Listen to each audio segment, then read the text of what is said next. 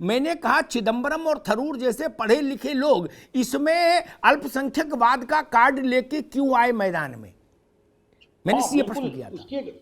उसकी एक वजह है जी, और उस वजह पे मैं जाना भी नहीं चाहता, लेकिन बात जो अब सामने सवाल है तो उसको जरूर कहा जाएगा, क्योंकि 8 साल पहले ऐसा माहौल नहीं था देश के अंदर जो 8 साल से इस देश के अंदर एक माहौल बन गया है। और जिस तरीके से अल्पसंख्यकों के खिलाफ पूरे देश के अंदर एक माहौल भारतीय जनता पार्टी ने बनाया है, और जिस तरीके से भारतीय जनता पार्टी के लोग कुछ तथाकथित दोगली नीति के लोग एक जश्न का, और हम भी सोशल मीडिया पे देख रहे हैं, और उसमें बहुत सारे जो है भारतीय जनता पार्टी के नेता भी हैं जो खुशी मना रहे हैं कि देखिए एक भारतीय मूल के आदमी को किस तरीके से, जिसने हमें गुलाम बनाया जिस देश ने, तो इसमें आपको तकलीफ क्या? नहीं, इस जश्न में आपको तकलीफ क्या कांग्रेस को? इसको लेकर के उनकी कुछ मंशा जरूर है। नसीम खान, एक मिनट, ठीक, आइए आपकी बात मैं समझ गया। आपने कांग्रेस के दर्द को बयान किया, मैं समझ गया। ठीक, नसीम खान अभी रुकना होगा। आपने कांग्रेस के दर्द को सार्वजनिक किया, ये अच्छी बात है, ये बेबाकी रहनी चाहिए कार्यकर्ताओं में कि भाई चूंकि बीजेपी के लोग, तथाकथित बीजेपी के लोग जो सोशल मीडिया पर जश्न मना रहे हैं कि भाई एक भारतवंशी लंदन का अंग्रेजों का मालिक मुख्तार कैसे हो गया, ये बात आपको अच्छी नहीं लग रही। मैं तो समझ नहीं पा रहा आपको लंदन में चुनाव लड़ना है।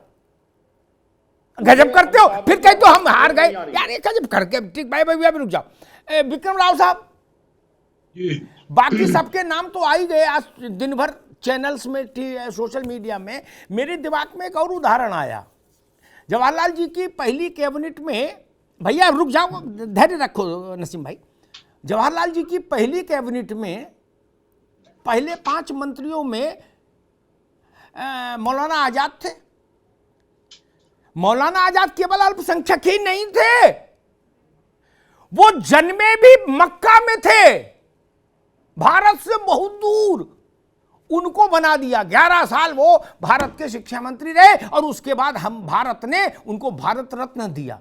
और उसके बाद तो फिर हिदायतुल्लाह से लेके तमाम लोग तमाम बड़े पदों पर, जाकिर हुसैन मंत्री भी रहे और राष्ट्रपति भी रहे, फखरुद्दीन अली अहमद, ज्ञानी जेल सिंह, मनमोहन सिंह, सब आप जानते ही हो। राव साहब, फिर ये रट्टा थरूर और चिदंबरम क्यों लेके आए कि भारत इंग्लैंड से सीखे? अमिताभ भाई, आप तो ज्ञानी आदमी हैं, मैं एक साधारण रिपोर्टर हूँ।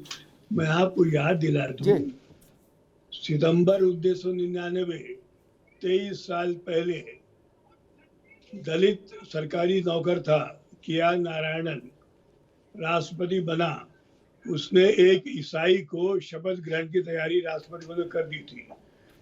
रोम से उसके रिश्तेदार भी आ गए थे, दिल्ली पहुंच गए थे, पूरा तय हो गया था, मुहूर्त तय हो गया था। वो तो भला हो समाजवादी नेता मुलायम सिंह यादव का, उन्होंने समर्थन वापस ले लिया, चिट्ठी लिखे, और नारायण ने लिखा सोनिया गांधी को, तुम्हारा बहुमत नहीं है, तुमको मैं शपथ ग्रहण नहीं करा सकता हूँ। तब कहाँ थे ये सब लोग? तब इनके दिमाग में नहीं आई कि एक विदेशी, एक रोमन कैथलिक प्रधानमंत्री बनने जा रही है, तब इनको ये सब चीजें याद नहीं आई। अच्छा, वो छोड़ दीजिए। होलकर के राजा ने शादी की एक ईसाई से। अपने बेटे को जब राज सत्ता देना चाह रहा था, तो नेहरू ने कहा था विदेशी मूल के महिला के पुत्र को नहीं दे सकते हैं हम राज सत्ता भारत में। तो नेहरू ने विरोध किया था होलकर के अंग्रेज पुत्र को। बताइए, ये सब चीजें भूल के ये पढ़े लिखे लोग, ये थरूर साहब, ये चिदम्बरम, ये तो विलायतें पढ़े हैं, सब तो अंग्रेजी में पढ़े सब लोग, तो इतना नहीं जानते सब लोग। अच्छा, फिर आपने नाम लिया मुस्लिम्स का। आप मुख्यमंत्री देखिए, बरकतुल्ला राजस्थान के, अब्दुल गफूर बिहार के, ये तो 2 पिछड़े प्रदेश हैं, ये तो हिंदुओं के प्रदेश है, भूमिहारों के, राजपूतों के। और राजस्थान में इन लोगों ने मुसलमान को छिदा, तब इनकी जबान बंद थी, किसी हिंदू ने विरोध नहीं किया इनको बनाने के लिए। ये क्या ढकोसला है, ये क्या ढोंग? ठीक बात जी, पढ़े लिखे लोग नहीं है। राव साहब, आपके पास दोबारा आते हैं। दानिश कुरैशी साहब, 2 सवाल हैं। अव्वल तो किसी बड़े पद पर धर्म के आधार पर चयन नहीं हो सकता, ना हमारे यहाँ होना चाहिए, ना कहीं और होना चाहिए, ये दुनिया का एक उसूल है। ठीक, भाई देश चलाने के लिए धर्म देख के थोड़ी ना कुर्सी पर ढाल देंगे कोई। दूसरी बात जिसको हम बोलते हैं कि इंक्लूसिवनेस, तो मुझे नहीं लगता कि भारत को किसी देश से इंक्लूसिवनेस सीखनी है। मैंने इतने उदाहरण गिना दिए, ठीक। लास्ट में अभी कलाम साहब रह के गए राष्ट्रपति, तमाम क्रिश्चियन देश के तमाम राज्यों के चीफ मिनिस्टर्स रहे। कोई अल्पसंख्यक बता दीजिए वर्ग जो कहीं भारत में किसी महत्वपूर्ण पद पर आजादी के बाद से अब तक नहीं रहा हो। तो भारत को सीखने की जरूरत है क्या? पहली बार ब्रिटेन ऐसा कर पाया किसी अल्पसंख्यक को प्रधानमंत्री। भारत तो राष्ट्रपति बना चुका है 2-3 बार और 10 साल प्रधानमंत्री रखा। भारत क्यों सीखे? दानिश कुरैशी साहब।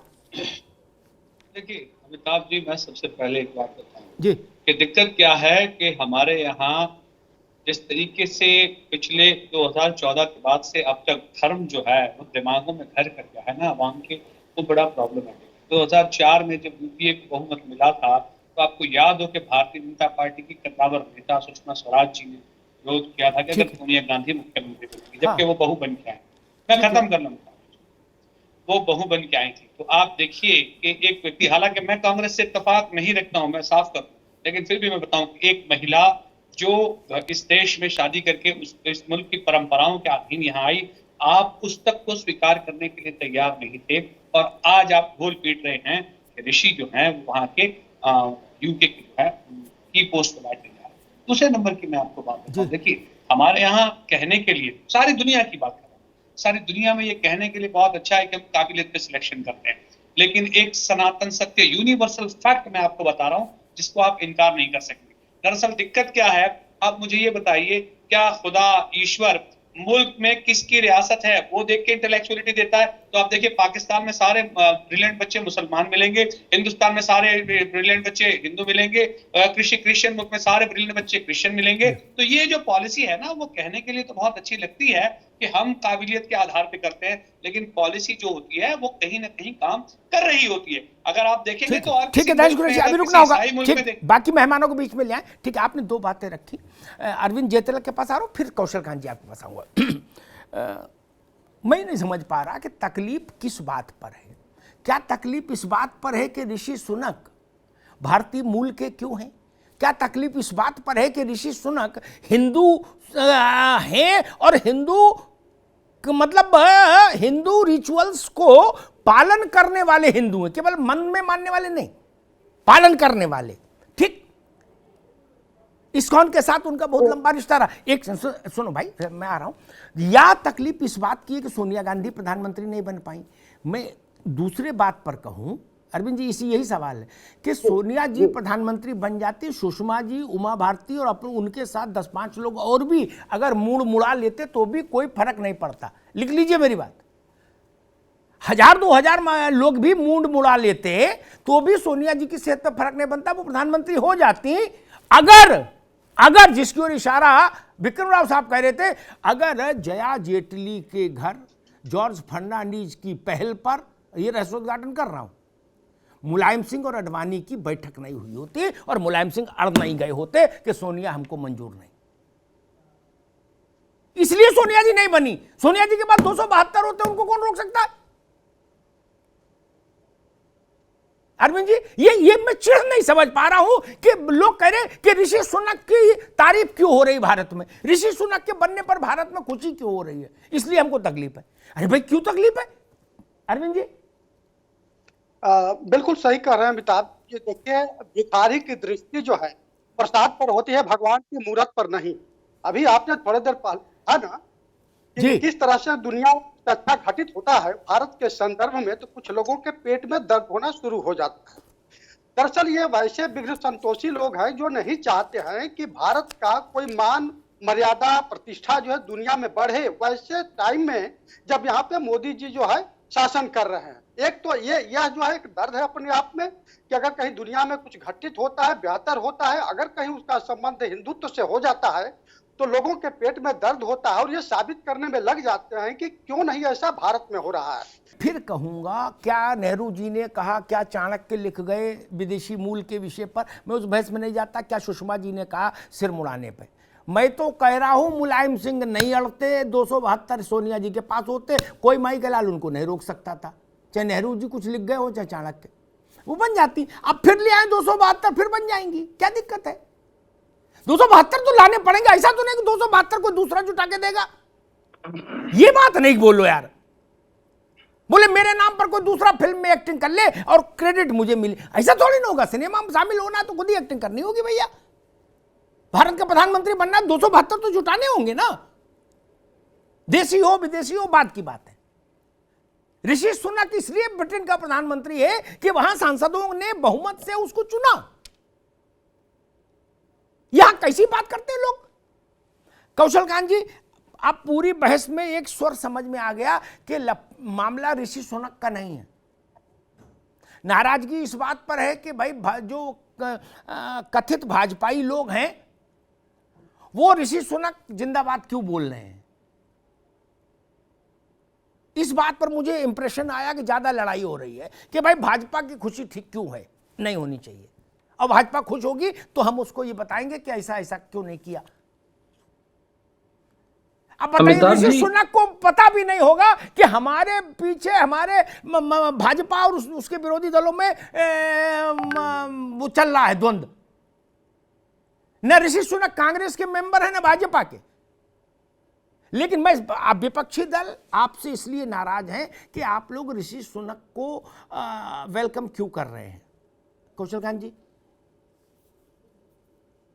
अमिताभ जी, पहले तो उस पर बाद में जाऊंगा। पहले मैं बता दूं कि जो ब्रिटेन का संविधान कोई रिटन संविधान नहीं है। वहां पे एक अधिकारों की सूची है जिसको मैग्ना कार्टा बोलते हैं। उसमें कुछ भी नहीं लिखा हुआ है कि कौन बन सकता कौन नहीं बन सकता। उसमें लिखा जो उस देश का नागरिक होगा वो वहां का प्रेसिडेंट प्रधानमंत्री बन सकता है। तो पहली चीज तो ये समझिए कि भारत की एक खूबसूरती है कि हम अल्पसंख्यकों को बराबर का दर्जा नहीं अपने सर पे बिठा के रखते हैं। नामों की लिस्ट बहुत लंबी है, एक चीज नहीं छुई गई जिसके बारे में बता दूं। चीफ जस्टिस ऑफ इंडिया अगर हम कहें तो अभी तक 4 चीफ जस्टिस माइनॉरिटी के रहे हैं। हिदायतुल्लाह जी हो, मिर्जा बेग जी हो, अहमद जी हो और कबीर जी हो, ठीक है। और जो इलेक्शन लोकतंत्र का जो चौकीदार कहा जाए इलेक्शन कमीशन, उसमें लिंगदोह जी रहे हैं, MS गिल जी रहे हैं, कुरैशी जी रहे हैं, नसीम जैदी जी रहे हैं, ठीक है। और सबसे बड़ी चीज अब हो सकता है किसी को कष्ट हो कि मनमोहन जी के अलावा एक और माइनॉरिटी प्रधानमंत्री बना जिसका नाम है राजीव गांधी, क्योंकि उनके फादर पारसी थे, वो पारसी थे जी। तो पारसी को भी प्रधानमंत्री बनाया गया। तो ये कहना कि भारत के लोग सहिष्णु नहीं है, नहीं एक मिनट रुको भैया कौशलकांत, एक मिनट रुको। वो कह रहे हैं कि वहां तक सब ठीक है, लेकिन एक दूसरी नाराजगी ये है कि सोनिया जी को क्यों नहीं बनने दिया आप लोगों ने। ये क्यों कहा कि हम सिर मुड़ा लेंगे, वो ये कह रहे। या तो आप ये कह दो कि अगली बार बनने देंगे तो भी झंझट खत्म हो जाए। उसका खुलासा आपने और विक्रम राव साहब ने कह दिया, उस पर मुझे कुछ बोलने की जरूरत नहीं है। और मैं उस पर एक टिप्पणी करके बात खत्म करूंगा कि अभी तक के अगर शासनकाल को हम डिवाइड कर लें कांग्रेस एंड नॉन कांग्रेस में, तो 76% ऑफ द टाइम कांग्रेस की सरकार रही आजाद भारत में।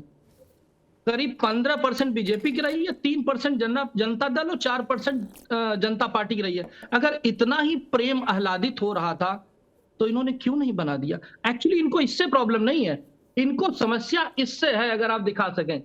ये इनको हिंदुओं से समस्या है।